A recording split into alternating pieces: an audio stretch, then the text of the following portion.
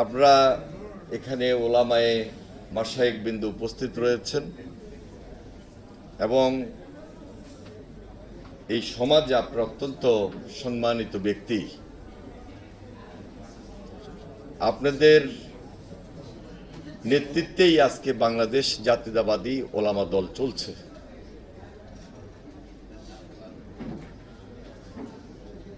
এই সমাজকে আলোকিত রাখা, আলোকিত করা আপনাদের বড় দায়িত্ব।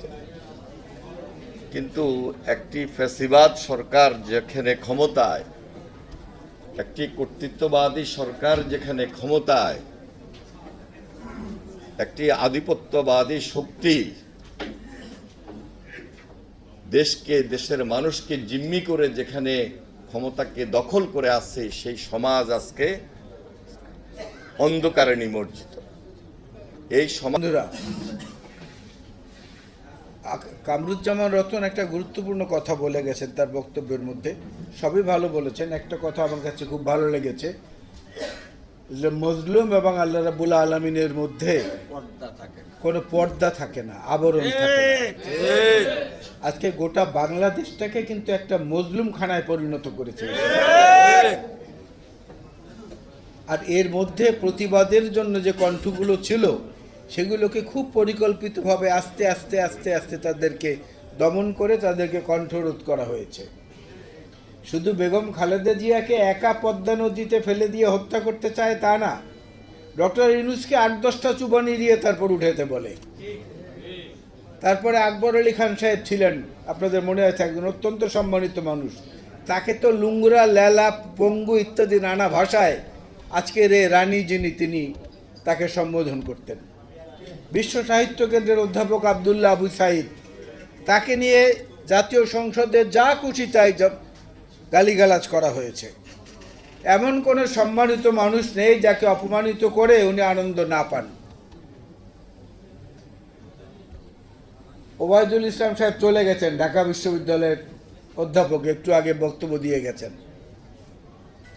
ঢাকা ইউনিভার্সিটিতে কালকে সোশ্যাল সায়েন্সের পরীক্ষা হচ্ছিল, সমাজবিজ্ঞানের। সে পরীক্ষার খাতায় প্রশ্ন এসেছে যে বেনজির এবং আওয়ামী লীগের যে নিহত এমপি আজিম, আনোয়ারুল আজিম আনার, তাদের সম্পর্কে তাদের বক্তব্য এবং তাদের সম্পর্কে পত্রিকার মন্তব্য কোট করে সেটির উপরে ব্যাখ্যা দিতে বলেছে। কোথায় নিয়ে গেছে দেশটাকে একবার চিন্তা করেন, কোথায় নিয়ে গেছে। আর যার সম্পর্কে আজকে আমরা আলোচনা করছি, তিনি এই দেশকে কোথায় নিয়ে চলে গিয়েছিলেন। ইরাক ইরান দুটি মুসলিম রাষ্ট্রের মধ্যে যখন যুদ্ধ, তুমুল রক্তক্ষয়ী যুদ্ধ, সেই যুদ্ধের মীমাংসা করার জন্য যে আল কুদস কমিটি গঠন হয়েছিল, সেখানে শহীদ জিয়াউর রহমানকে নেতা নির্বাচিত করা হয়েছিল। না, আজকে যে পুলিশরা আমাদের উপরে দমন নীতি চালান, আমাদেরকে মারেন, ধরেন, যা মন চায় তাই করেন, এই বেনজিরের অনুসারীরা এই ডিএমপি প্রতিষ্ঠিত করেছে শহীদ জিয়াউর রহমান বীরুত্তম, ঢাকা মেট্রোপলিটন পুলিশ। তাদের প্রতিষ্ঠা বার্ষিকীতে জিয়াউর রহমানের নামটা তারা উচ্চারণ করে না। ঘৃণ নোংরা আছে, কত কিছু আছে, এটা আমরা জানি না। তবে বেশি বাড়াবাড়ি যদি হয় তাহলে বলবো সতর্ক হন। ওই উদাহরণ দেখে, উত্তর কোরিয়া আর দক্ষিণ কোরিয়া দুই দেশের মধ্যে চরম শত্রুতা, আপনারা জানেন। উত্তর কোরিয়া এখন একটা নতুন পদ্ধতি গ্রহণ করেছে। তারা গ্যাস বেলুনের মধ্যে মানুষের মল এবং দুনিয়ার যত আবর্জনা এটা ভরে দক্ষিণ কোরিয়ায় পাঠিয়ে দেয়।